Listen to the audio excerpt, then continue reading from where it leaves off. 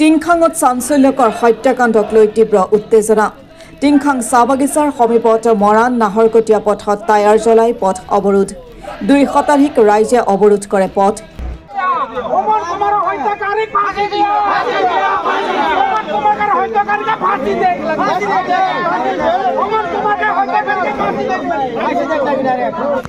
হাপকাইস্থিত উচুং wine শ্বপৰ কৰ্মচাৰী অমন কুমাৰ তাঁতীৰ হত্যাকাৰীক আৰক্ষীয়ে বৰ্তমানলৈকে কৰায়ত্ব কৰিব নোৱাৰাত জাঙুৰ খাই উঠিছে ৰাইজ।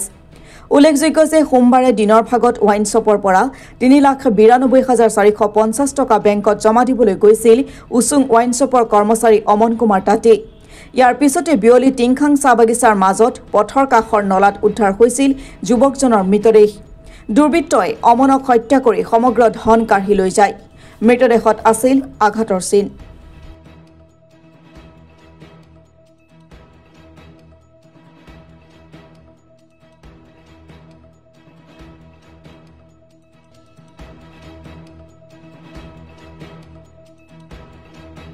যোৱা 3 তাৰিখে আমাৰ টিংখাং চাহ বাগিচাৰ অমন কুমাৰ তাঁতী নামৰ এজন সফল ডেকা এজনক কোনোবা এটা ব্যৱসায় অনুষ্ঠানত কাম কৰিছিলে। সেই ব্যৱসায় অনুষ্ঠানৰ টকা বেংকত জমা দিবলৈ আহিছিলে। তাৰ ঘৰৰ আধা কিলোমিটাৰ দূৰতে তেওঁক হত্যা কৰা হ'ল।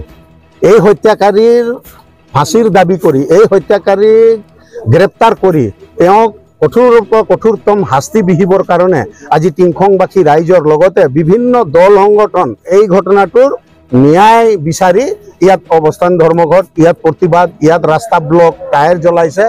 আমি পুলিচ প্ৰশাসনক আহ্বান জনাম যে তেওঁলোকৰ যি সহায় সহযোগ লাগে আমি সদায় সহায় সহযোগ আগবঢ়াম, কিন্তু শীঘ্ৰে এই দুৰ্বৃত্তক এই ডকাইতৰ দলটোক কৰায়ত্ব কৰিব লাগে আৰু আইন বিধিগতভাৱে তেওঁক উপযুক্ত শাস্তি বিহিব লাগে। মই এই চেগতে মাননীয় মুখ্যমন্ত্ৰী হিমন্ত বিশ্ব শৰ্মা ডাঙৰীয়াক ক'বলৈ বিচাৰিছোঁ, আপোনাৰ হোম ডিপাৰ্টমেণ্টৰ আপুনি ইনচাৰ্জ মিনিষ্টাৰ, আপোনাৰ হোম ডিপাৰ্টমেণ্টটো আজি ব্যৰ্থ হৈছে। দিন দুপৰত টিংখাঙৰ নিচিনা গুৱাহাটী দিন দুপৰত চহৰত হত্যা হৈছে। আমাৰ এই গঞা অঞ্চলবিলাকত অহা নাছিলে। আজি টিংখাং নিচিনা অঞ্চলত দিন দুপৰতে এই এজন সফল ডেকাক হত্যা কৰা হ'ল। হত্যাকাৰী এতিয়ালৈকে কৰায়ত্ব হোৱা নাই। মুখ্যমন্ত্ৰী ডাঙৰীয়া, আপুনি যদি নিজৰ ডিপাৰ্টমেণ্ট চলাবলৈ ব্যৰ্থ হৈছে তেতিয়াহ'লে আপুনি হোম ডিপাৰ্টমেণ্টৰ পৰা ৰিজাইন দিয়ক, কাৰণ হোম ডিপাৰ্টমেণ্টটো আজি আপুনি কোৱা মতে তেনেকুৱা ধৰণৰ ব্যৱস্থা হৈ থকা নাই। মই আশা কৰিম এই আমাৰ ইয়াৰ মন্ত্ৰীজনকো মই আহ্বান জনাম যে আপুনি আহক, আপুনি আহি টিংখাঙৰ এই পৰিস্থিতিৰ বুজ লওক। আপুনি য'তে থাকক, মিনিষ্ট্ৰী হিচাপে আপুনি বিভিন্ন জেগাত ঘূৰি ফুৰিবলগীয়া হৈছে, কিন্তু আপোনাৰ ঘৰতে আপোনাৰ ভাই এজনক হত্যা কৰিছে। আপুনি আহি তাৰ ব্যৱস্থা ল'বৰ কাৰণে মই বিমল বৰাক আহ্বান জনাম। স্বাভাৱিকতে এই প্ৰতিবাদ যেতিয়ালৈকে ন্যায় নাপাব তেতিয়ালৈকে এই প্ৰতিবাদ অব্যাহত থাকিব। আজি এই প্ৰতিবাদটো সাময়িকভাৱে স্থগিত হ'লেও অহাকালি যদি এৰেষ্ট নহয়, অহাকালি আকৌ অৱস্থান ধৰ্মঘট বহা হ'ব। ভৱিষ্যতৰ দিনত এনেকুৱা কাৰ্যসূচী কণ্টিনিউ থাকিব। যে এজন ব্যক্তিয়ে, এজন যুৱকে দোকানৰ সংগৃহীত ধন বেংকত জমা কৰিবলৈ আহোঁতে আধা বাটতে অচিন ঘাতকে হত্যা কৰি তেখেতৰ পৰা ধন লুট কৰি যোৱা আৰু সেই যুৱকক হত্যা কৰা এনেধৰণৰ ঘটনা টিংখাঙত প্ৰথমবাৰৰ বাবে সংঘটিত হৈছে।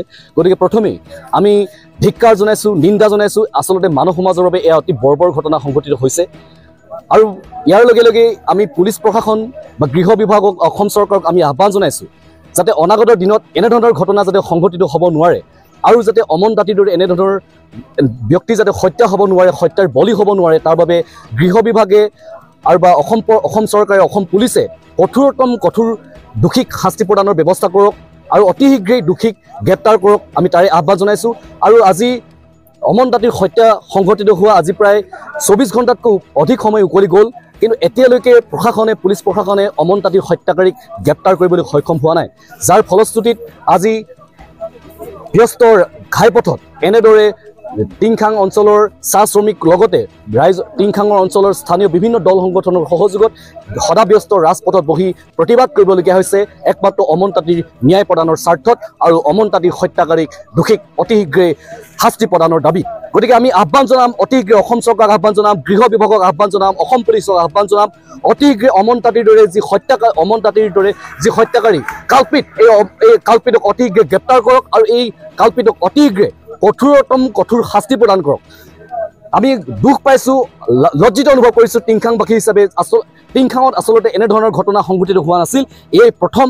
গতিকে এনেধৰণৰ ঘটনা যদি ভৱিষ্যত দিনত সংঘটিত হ'ব নোৱাৰে, তাৰ বাবে অসম চৰকাৰে বা পুলিচ প্ৰশাসনে দৃষ্টান্তমূলক ব্যৱস্থা গ্ৰহণ কৰিবলৈ আমি আহ্বান জনাইছোঁ। যোৱা 3 তাৰিখ সোমবাৰ দিন যি প্ৰায় দুটামান বজাত অমন তাঁতীৰ ওপৰত যি ঘটনা ঘটি গৈছে টিংখাং বাগানৰ মাজত, সেই ঘটনাৰ দোষীক অতি শীঘ্ৰে পুলিচ প্ৰশাসনে খুঁজকে ওদেরকে উচিত অমন তাঁতিকে ন্যায় বিচার করে লাগি।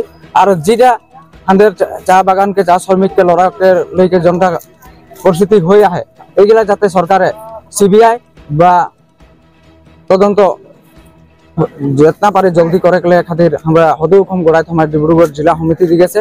অনুরোধ জানাছি যাতে এই দোষীকে যেতনা পারে জলদি উচিত ন্যায় বিচার দেখ লাগিব। প্রথম কথা হল যে 3 তারিখে সরস্বতী পূজাৰ দ্বিতীয়টো দিন। এই দ্বিতীয় দিনত টিংখাঙৰ এই টিংখাং চাহ বাগিচাত বসবাস কৰা টিংখাং মহাবিদ্যালয়ৰ প্ৰাক্তন ছাত্ৰ অমন কুমাৰ তাঁতী নামৰ এই যিজন ব্যক্তি, যে ব্যক্তিজনে নীলমণি যিখন উচুং ধাবাৰ ৱাইন শ্বপ আছে, সেই ৱাইন শ্বপত তেখেতে কৰ্মৰত আছিল। আৰু সেই ৱাইন শ্বপৰ পৰা তেখেতে প্ৰায় 4 লক্ষাধিক টকা বেংকত জমা দিবৰ বাবে আহিছিল। আৰু এই বেংকত জমা দিবলৈ অহা অৱস্থাতে তেখেতক অচিনাক্ত দুৰ্বৃত্তই টিংখাং চাহ বাগিচাত হত্যা কৰি তেখেতক নিৰ্মমভাৱে হত্যা কৰি তেখেতৰ পৰা যি ধন আছিল সেই ধন ৰাখি লৈ যায়। আৰু সেই দিন ধৰি আজি 2টা দিন উকলি গ'ল, কিন্তু আজি পৰ্যন্ত আৰক্ষী বিভাগে হওক কিন্তু প্ৰশাসনে কোনো ধৰণৰ ব্যৱস্থা গ্ৰহণ কৰিব পৰা নাই। আজিলৈকে কোনো দোষীক এতিয়ালৈকে কৰায়ত্ব কৰিব পৰা নাই, যাৰ বাবে আজি টিংখাং আঞ্চলিক ছাত্ৰ সন্থা, লগতে অসম জাতীয়তাবাদী যুৱ ছাত্ৰ পৰিষদ, চাহ জনজাতি ছাত্ৰ সন্থা, গোৰ্খা ছাত্ৰ সন্থা, অন্যান্য দল সংগঠনে একত্ৰিত হৈ আজি আমি ইয়াত প্ৰতিবাদত বহিবলগীয়া হৈছে।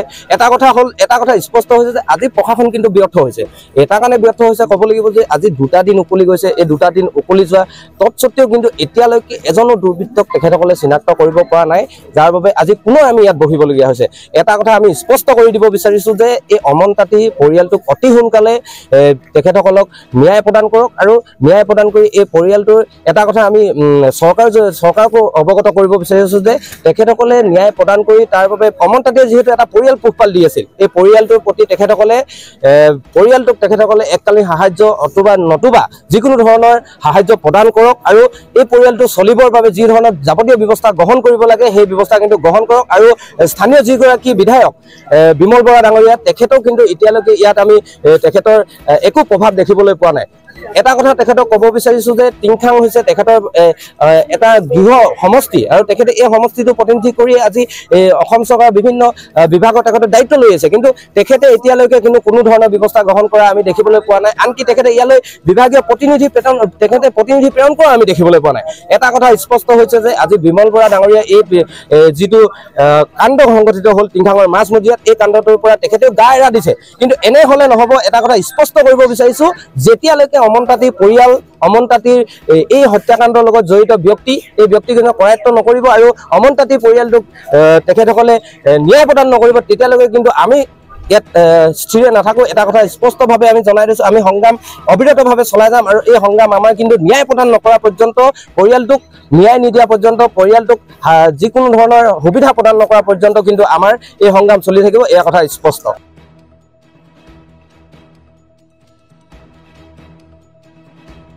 Bureau' report, Assam today.